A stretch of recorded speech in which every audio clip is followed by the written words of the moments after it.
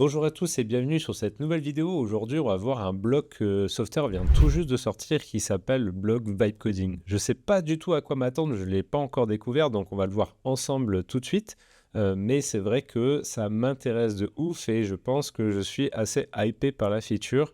Je vibe code depuis très longtemps parce que à côté de créer des apps via Software et Airtable, je crée aussi des apps en codant et mon quotidien a changé depuis quelques mois maintenant où maintenant j'écris plus une seule ligne de code et je vibe code énormément. Mais c'est vrai qu'en tant que développeur, on a beaucoup de techniques, on a beaucoup d'outils qui nous permettent de vibe coder vraiment, vraiment facilement et d'obtenir des très très bons résultats.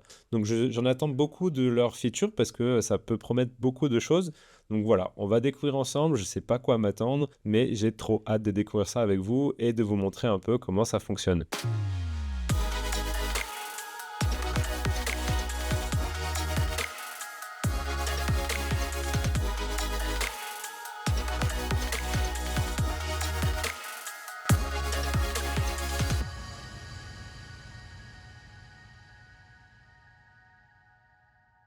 Du coup, on se retrouve tout de suite sur l'interface Software et on va découvrir donc ensemble ce bloc Vibe Coding que j'ai hâte de découvrir, que je n'ai pas encore eu l'occasion de découvrir dans la partie dynamique AI. Et là, on a le Vibe Coding block que je vais pouvoir ajouter.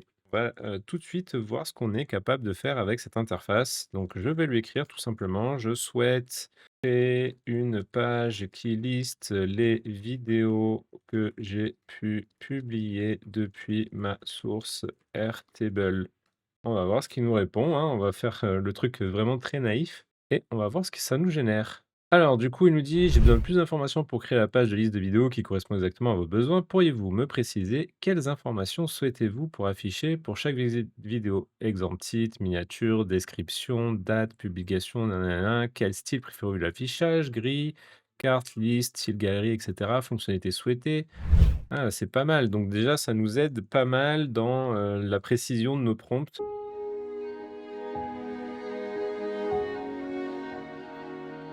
Moi, il faut savoir qu'en général, quand je fais du vibe coding, surtout, sur la partie, développement, c'est rare que j'écris mes prompts tout simplement. En général, j'ai plutôt tendance à demander à l'IA de générer des prompts qui ensuite vont me permettre de vraiment vibe coder comme je veux.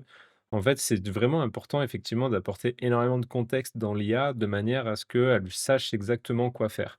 Donc souvent, c'est un peu le premier frein qu'on a finalement quand on commence, c'est se dire: «Bah, ouais, mais je sais pas par quoi commencer, je sais pas quoi écrire». Et du coup, on commence tout de suite à essayer de construire des choses, mais sans forcément lui donner beaucoup trop de contexte et c'est un peu une erreur de prime abord. Bon là, je découvre le truc, donc j'essaye de voir un peu, comprendre comment fonctionne l'IA et comment ça a été construit, donc c'est pour ça que je le fais comme ça. Mais c'est vrai que souvent, ce qui est vachement cool à faire, c'est, vraiment de prendre, je sais pas, ChatGPT, Gemini, ce que vous voulez et en fait de travailler un prompt en lui donnant du conseil, donc de dire: «Bah, je veux créer une nouvelle page avec le bloc vibe coding de Software». Alors possiblement, il va pas le connaître parce que du coup, c'est assez récent, donc forcément, les IA ne vont pas forcément connaître cette fonctionnalité-là de Software. Mais en tout cas, ça vous permet vraiment d'essayer de travailler sur un premier prompt en donnant un maximum de contexte, parce qu'il faut savoir que le contexte, c'est vraiment clé. C'est-à-dire que plus vous allez fournir d'informations, plus le contexte grossit et plus l'IA a des chances à un moment donné de se perdre. Donc plus vous arrivez à être concis dans votre contexte, dans la façon, dont vous voulez travailler sur un élément particulier avec l'IA et meilleurs seront les résultats. Donc c'est pour ça que moi, souvent, ce que je fais, c'est que je passe par une phase d'itération avec une IA, que ce soit Gemini, GPT ou autre, où là, je vais façonner finalement le premier prompt que je vais justement balancer dans Software pour créer mon application. Donc en fait, c'est le moyen vraiment de démarrer une conversation de manière sainement pour ensuite pouvoir vraiment bien vibe coder. Parce que là, ce qui va se passer, c'est que, vous voyez, là, il me demande des informations. Ne serait-ce que là, le fait qu'il me donne des informations, ça rajoute du contexte, ça rajoute des éléments qui fait qu'à un moment donné, l'IA va plus s'en sortir parce qu'il y a un contexte qui est limité. Et c'est vrai que dans toutes les interfaces d'IA aujourd'hui, on le sent pas trop ça. On peut pas sentir vraiment quel est le contexte, la taille du contexte, si on en est vraiment au maximum ou pas. Alors les IA sont de plus en plus intelligentes, elles essayent de refactoriser, de faire en sorte de compresser un peu le contexte. Des fois, vous voyez maintenant des messages qui apparaissent en disant: «Ah bah, je suis en train de résumer un peu tout ce qu'on a fait». Bah, c'est simplement pour gagner de la place parce qu'il faut savoir que voilà, le contexte a une taille limitée et qu'à un moment donné, quand vous avez plus de place dans votre contexte, bah, en fait, il peut plus rien rentrer dans l'IA donc du coup, vous commencez à obtenir des résultats qui sont un peu chelous. Donc là, voilà, je fais l'exercice avec vous, découvrir un peu l'IA, comment ça fonctionne sur le bloc software que j'ai jamais utilisé, donc je ne sais pas à quoi m'attendre. Mais la bonne pratique, vraiment, c'est ça, c'est, vous prenez ChatGPT, vous prenez Gemini, vous prenez ce que vous voulez comme IA et vous commencez à réaliser un prompt. Donc vous lui dites, hein: «Je veux avoir un prompt parfait, pour créer telle app, telle fonctionnalité» et cetera et puis au fur et à mesure, vous itérez. Donc à chaque fois, il va vous sortir un prompt et du coup, vous allez pouvoir itérer dessus. Vous allez pouvoir dire: «Ah bah non, je préfère ça comme ça, je préfère plutôt comme ça, je préfère ci, je préfère ça». Et là, vous vous cadrez sur un contexte qui est vraiment, calé, qui est vraiment bien, avec toutes les informations dont finalement le bloc sauveteur pourrait avoir besoin et ensuite, vous lui balancez ça et là, vous commencez à itérer avec lui. C'est-à-dire que là, il va vous générer peut-être une première interface ou, un premier élément et là, vous allez pouvoir tout de suite dire: «Bah non, je préfère comme ça, je préfère comme ça» et cetera et cetera. Vous allez obtenir des résultats qui sont meilleurs parce que le contexte, plus il est petit, plus il est concis, plus il est précis et mieux c'est pour vous.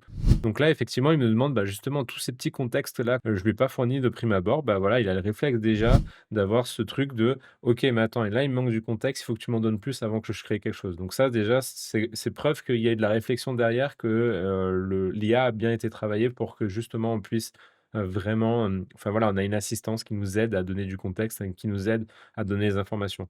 Chose que quand vous commencez le vibe coding, quand le vibe coding a commencé à apparaître, bah, en fait, les IA avaient plutôt tendance à je donnais juste ça et puis elles partaient à faire un truc et puis, en fait, ça donnait n'importe quoi.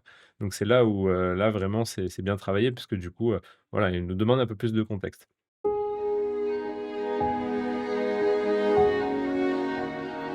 Et donc pour lui donner du contexte, bah, je vais me rendre directement sur ma table Airtable où je stocke toutes les informations, vis-à-vis de mes vidéos et donc, là, j'ai cela et je vais pouvoir lui dire, bah, c'est, dans ma base de données qui s'appelle Content Production Hub. Dans ma base de données Airtable, il s'agit de la base Content Production Hub avec la table Content Pipeline. J'aimerais afficher une liste de vidéos YouTube grâce au champ Content Type. Filtrer uniquement la valeur vidéo YouTube. Donc ça déjà, voilà, je lui donne un peu de contexte par rapport à savoir, dans quelle base de données il doit aller, puisque c'est un peu ce qu'il a besoin de savoir, où est-ce qu'il va chercher, dans quelle table, de quel champ il va pouvoir filtrer les données pour pouvoir effectivement faire en sorte de récupérer les bonnes informations. Et donc là, je vais aller chercher les champs dont j'ai besoin. Donc là, j'ai le premier champ, c'est title, donc je vais tout simplement lui dire: «Je afficher une liste sous forme de galerie avec le titre de la vidéo, champ title, ainsi que une petite description de la vidéo, le champ thumbnail pour la miniature de la vidéo. Je voudrais un bouton qui permet d'ouvrir le détail de la vidéo sur une nouvelle page. Utilise les couleurs du thème de cette application Softer. On va voir ce que ça nous génère. Donc là, je vais donner un petit peu plus de contexte, de savoir où est-ce qu'il faut qu'il aille chercher les informations, quelles sont les informations, les champs sur lesquels je m'appuie, et on va voir comment ça fonctionne. Effectivement, il m'a affiché un petit message sympa, «Merci pour votre patience» parce qu'effectivement la génération est un petit peu longue. Habituellement, c'est quand même assez rapide, mais là, on sent qu'il y a forcément une phase de réflexion où, bah, en fait, quand on fait vraiment du code et qu'on va être code, réellement, en réalité, on sent que les IA de plus en plus sont de plus en plus intelligentes. À faire de la phase de réflexion, elles vont réfléchir quelles sont les étapes. Donc elles vont déterminer finalement, via un brief, vont déterminer automatiquement toutes les étapes qu'il y a à réaliser et ensuite elles vont coder une à une chaque fonctionnalité toutes seules. C'est assez impressionnant à voir et quand on arrive à donner assez de contexte, qu'on arrive à gérer, ce fonctionnement, cette application, bah, honnêtement, c'est, vraiment très puissant et du coup, là, on voit qu'effectivement, bah, ils ont fait un gros travail derrière. On sent que là, il y a vraiment du code qui est généré.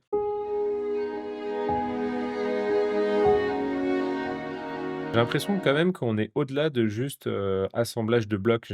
J'ai ça me donne le sentiment que ça va vraiment générer du code personnalisé et en réalité, c'est vraiment pas mal parce que du coup, si c'est vraiment du code personnalisé qui est injecté, via IA, on va se sortir finalement des blocs qui sont, fixes par software dans lesquels on va à chaque fois assembler. On est tributaire de ces blocs-là. Si effectivement ils codent réellement une fonctionnalité pour nous et qui vont l'injecter dans le software, dans l'application software, il faut savoir que software, c'est basé sur une technologie qui s'appelle React, qui est ultra connue. Et en fait, l'IA, elle code hyper bien avec React. Elle a une bonne connaissance de React, elle a une bonne connaissance de cette librairie, comment elle fonctionne, comment structurer, etc. Donc, si on arrive à bien cadrer l'IA pour faire ces développements-là, bah, clairement, je vois très bien Software arriver à injecter ces bouts de code de React directement dans notre application. Et là, si c'est ça, mais ce sera extraordinaire parce qu'en réalité, là, on touche vraiment l'intérêt du vibe code, l'intérêt des solutions de no code. Et vraiment, là, ça va changer ma vie. Donc, j'espère que c'est ça. J'espère que ce temps-là que ça met à générer, ça va me sortir quelque chose qui sort finalement de ces blocs software et si c'est le cas, alors à ce moment-là, vraiment, je vais vraiment adorer et je vais peut-être pas dormir sur les prochaines nuits parce que là, ça serait vraiment incroyable.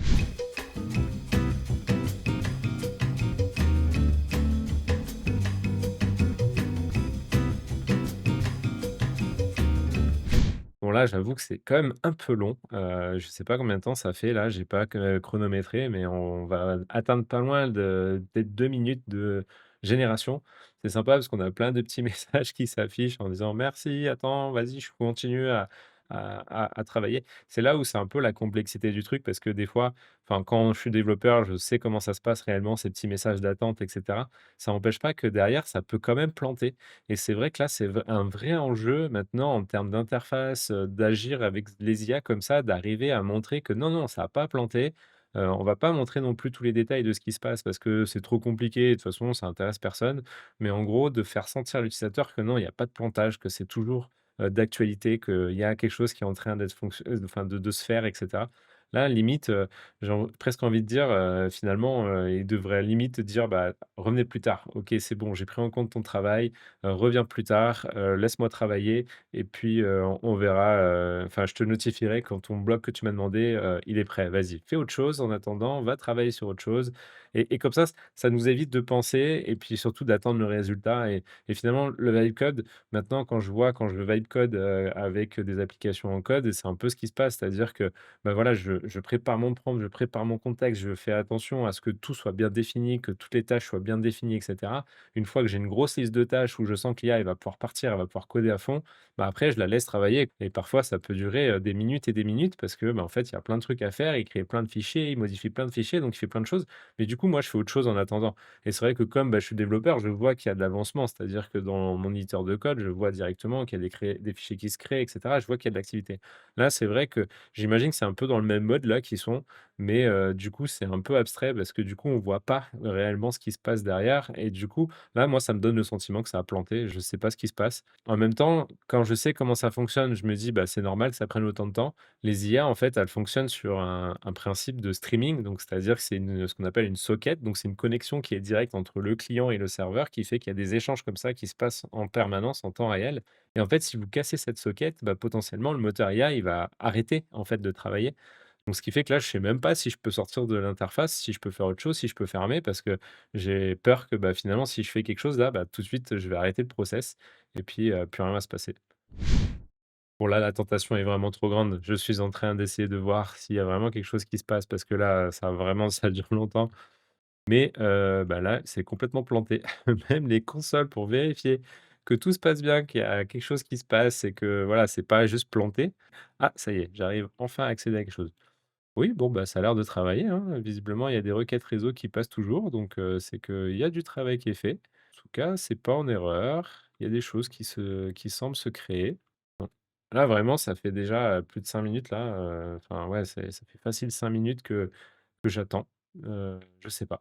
Donc c'est un peu un échec pour moi là, je suis un peu déçu parce que, honnêtement, je m'attendais à quelque chose où voilà, mais bon après c'est jeune, peut-être que du coup il faut s'y prendre, faut connaître, comment s'y prendre pour, développer le truc. Je vais quand même faire une autre tentative, justement travailler mon prompt, pour pouvoir justement lui donner peut-être moins de travail, peut-être pas me baser tout de suite sur, Airtable parce que peut-être que c'est ça aussi le truc, c'est que j'ai voulu tout de suite utiliser Airtable, m'appuyer sur Airtable, pour pouvoir, créer, mon interface et peut-être que ça viendra après, donc peut-être qu'il faut le faire en 2 temps. Je vais ajouter un autre bloc pour pas, peut-être casser le travail. Je sais pas si on peut faire ça et si ça fonctionne et je vais lancer donc un autre bloc et donc là, je vais lui demander quelque chose de plus, simple. On va voir comment il s'en sort cette fois et j'espère qu'on va avoir enfin un, résultat.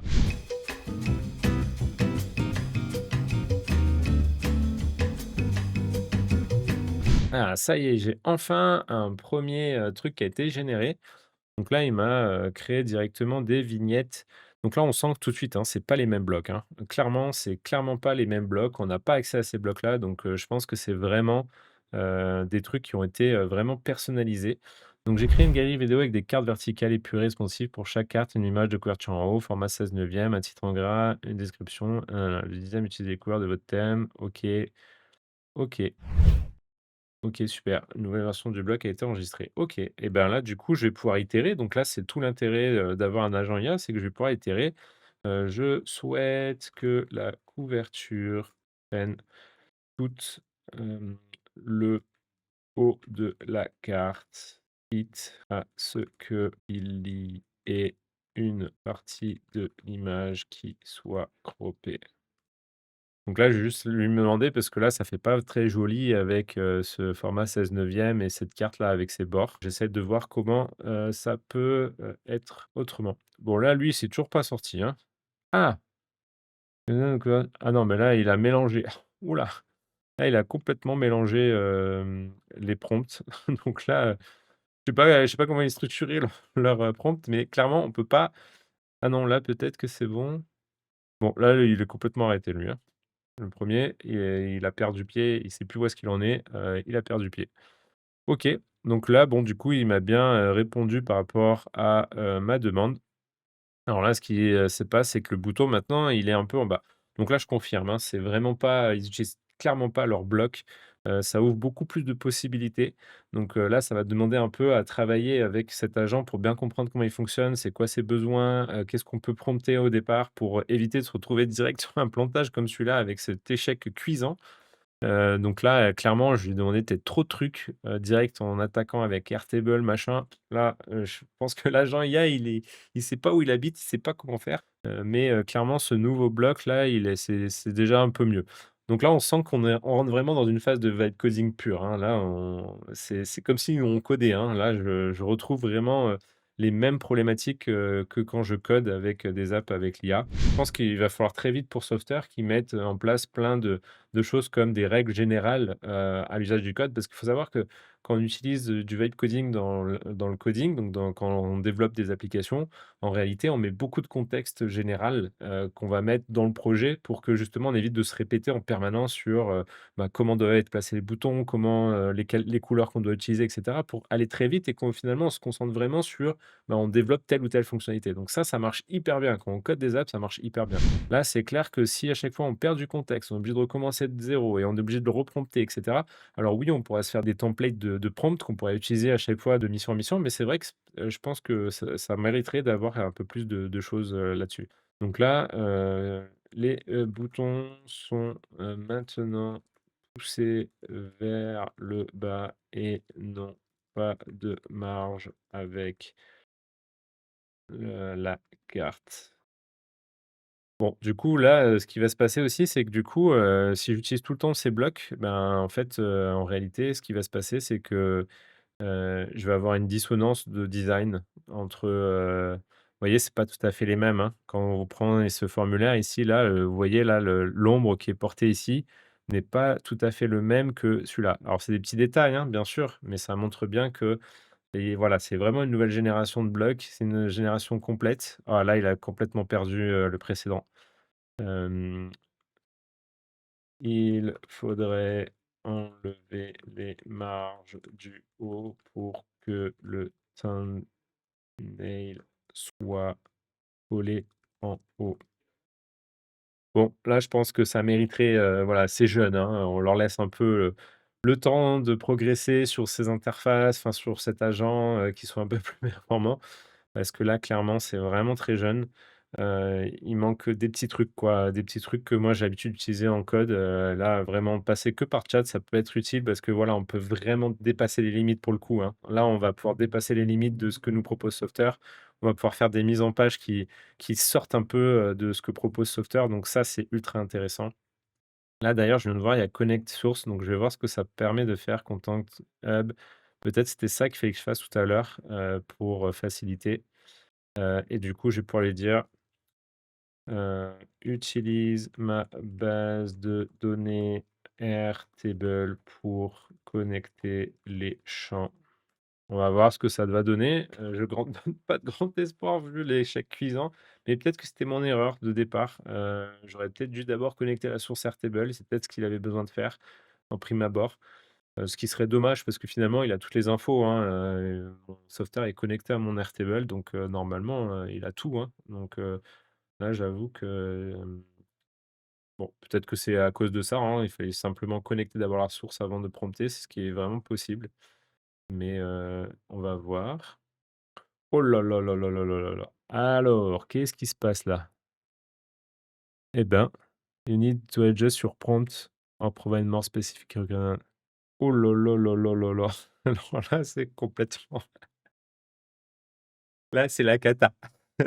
Là, c'est clairement la cata.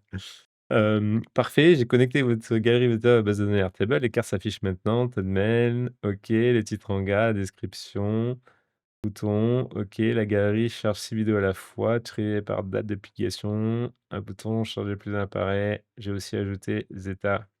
Voilà, OK. Mais le bloc est complètement planté. Bon, je lui mets ça parce que là, limite, il faudrait le problème, c'est ça, c'est que là, du coup, je peux même pas copier-coller le message d'erreur. Alors ça m'oblige à mettre le message d'erreur que je vois à l'écran, quoi, pour, qu'il sache, ce qui se passe. Mais là, clairement, c'est une cata.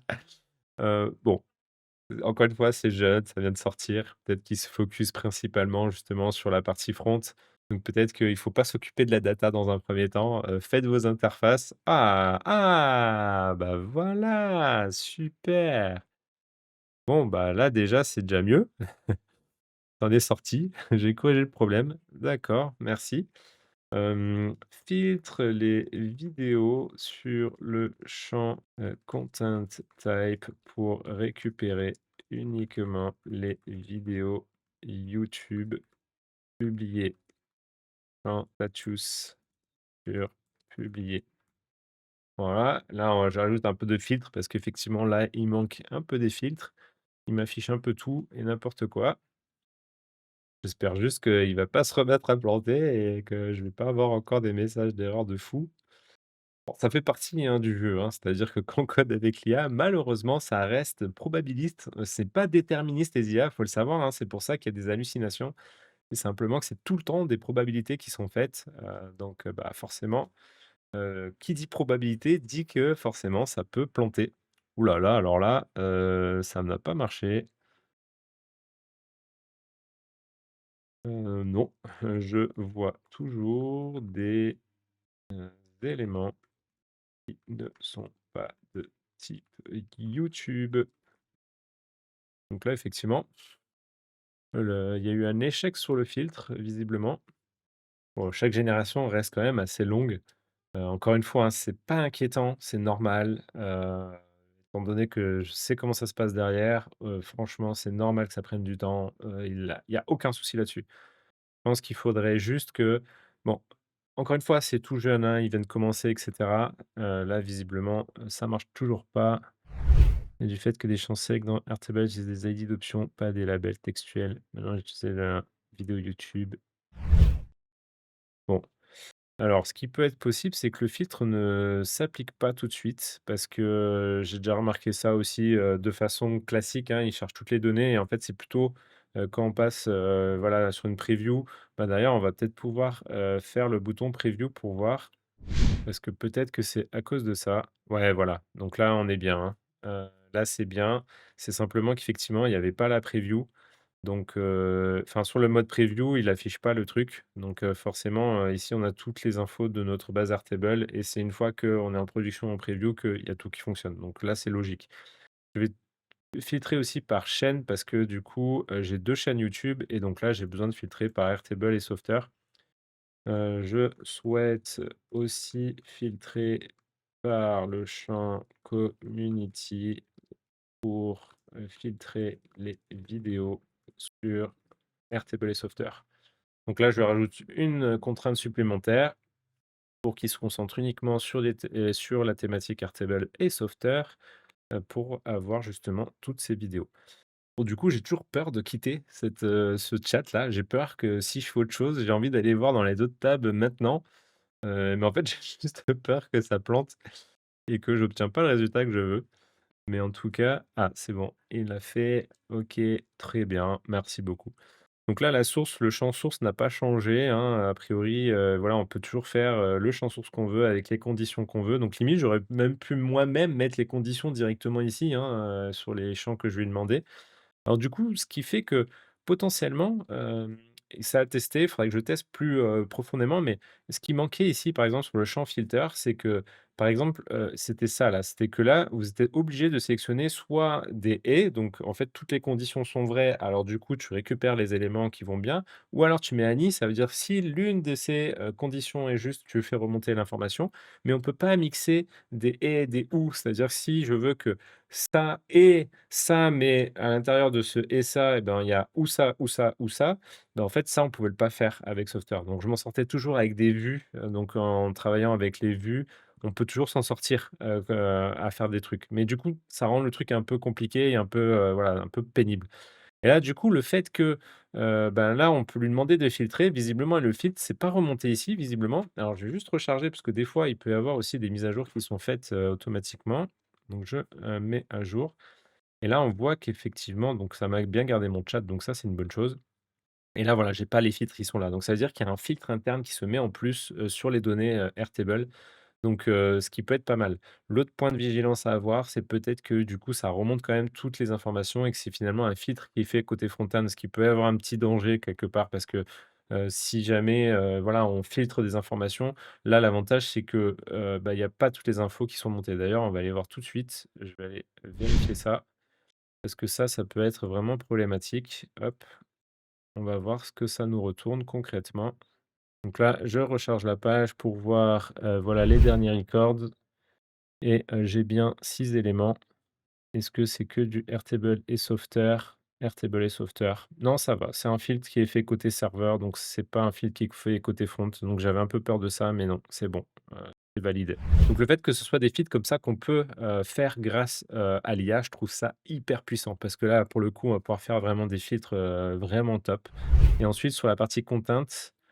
Ouh là là, ah oui, bah, voilà, là, c'est tout le code qui a été généré. Incroyable. Bah, voilà, ça, c'est, vraiment, bah, c'est du React, hein, donc c'est exactement si, vous souhaitez revenir à des versions précédentes, donc ça, c'est super. Donc là, ça montre, hein, toute la puissance, de la chose, hein. C'est que là, maintenant, alors on peut pas modifier directement le code visiblement, mais c'est vraiment du code qui est généré. Donc je le confirme, c'est vraiment top. Enfin, j'adore parce que là, du coup, on va pouvoir pousser les limites de Software, on va pouvoir aller au-delà des interfaces que nous propose Software et il y a plein de problématiques auxquelles je pouvais pas résoudre avec toutes les applications Software que j'avais avec mes clients et que là, je vais pouvoir résoudre grâce à ça, quoi. C'est-à-dire que là, pour le coup, vu que c'est du personnel, ben, du coup, c'est génial. Et donc là, on voit que là, c'est typiquement, les requêtes qui nous manquaient. Donc là, c'est du code, hein. Bien sûr, c'est fait en code, mais on voit que c'est la requête qui est faite directement, sur le serveur avec, bah, les conditions.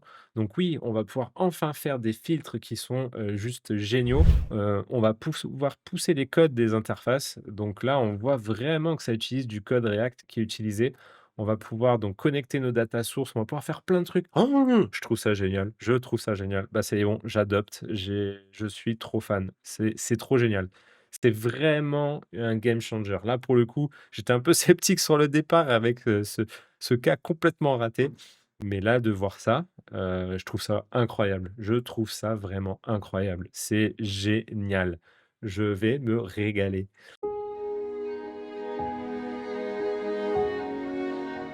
Je vais faire un autre test où là, je veux développer un petit formulaire. Donc je vais voir un peu comment ça réagit pour créer un formulaire.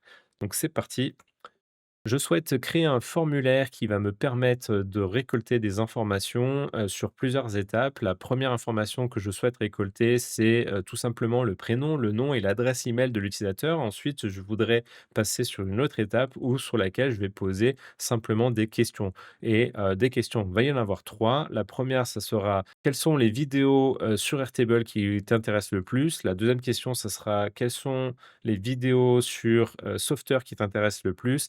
Et la troisième, c'est, qu'est-ce qui te manquerait, sur la chaîne YouTube, comme type de, vidéo? Et donc là, je voudrais un choix multiple pour la dernière question qui permettrait de sélectionner plusieurs et là, tu peux me faire une liste, générique, de valeurs qui pourraient, correspondre à cette troisième question et ensuite un bouton submit, pour envoyer le formulaire. Je voudrais que le formulaire soit vraiment très design, très facile à utiliser avec une petite progress bar, qui va permettre de passer à l'écran suivant, mais aussi de revenir sur les écrans précédents et finalement de mettre uniquement, sur la première étape les champs obligatoires. Voilà ça, alors là, s'il me génère un formulaire complet là-dessus, je suis aux anges. Allez, c'est parti.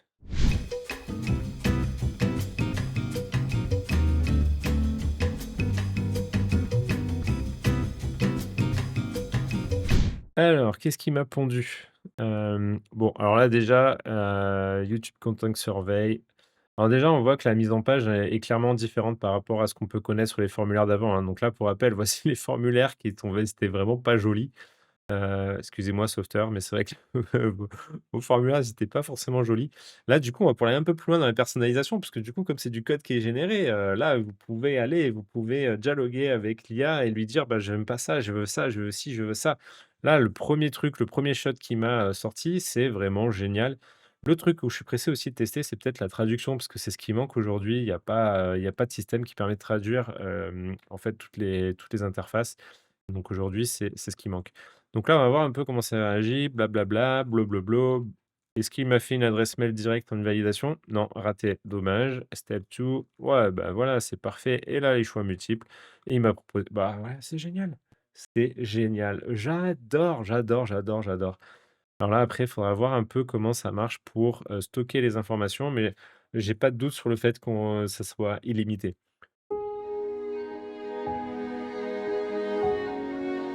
Bon, bah, je crois que c'est bon, c'est adopté pour moi. Maintenant, le bloc, vibe coding de Software, je peux le dire, c'est un banger, c'est quelque chose qui va vraiment changer la façon dont je vais utiliser Software.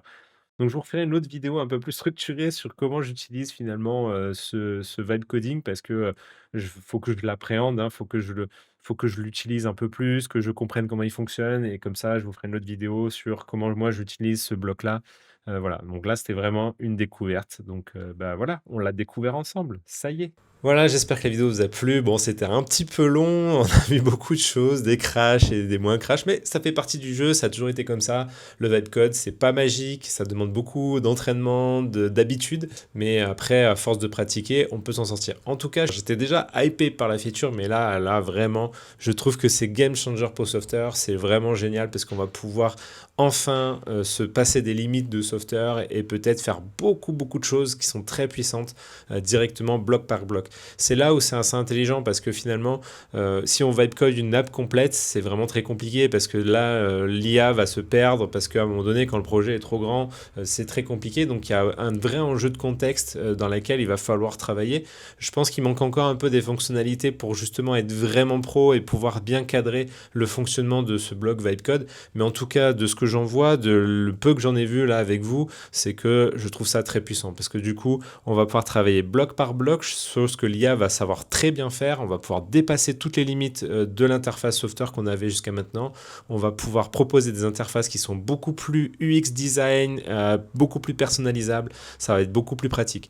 C'est clair que j'ai hâte d'avoir les prochaines mises à jour de ce bloc Vibecode et notamment d'avoir la possibilité d'injecter comme ça du contexte un peu plus en haut, donc c'est-à-dire à l'échelle du projet d'avoir justement ces contextes-là et après à l'échelle de chaque bloc de pouvoir avoir leur propre contexte du propre au bloc et de pouvoir travailler comme ça avec l'agent.